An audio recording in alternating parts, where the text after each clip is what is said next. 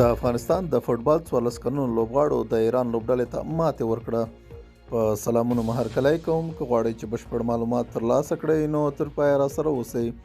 د افغانستان د فوټبال د 14 کلنو لوبډلې د مرکزي اسیا د اتلولۍ په سیالیو کې په خپله لومړۍ لوبه کې ایران ته 1-0 په وړاندې ماتې ورکړې ده. دا سیالي پرون جمعه د لړم په 20 د تاجکستان په پلازمینه دوشنبې ښار کې ترسره شوه. د افغانستان د فوټبال ملي لوبډله وتوانېده چې د یاسر صافي په یوازیني ګول سره د ایران ملي ټیم ته ماتې ورکړي. په دغو سیالیو کې د افغانستان، تاجکستان، ازبکستان، ایران او ترکمنستان لوبډلې ګډون لري.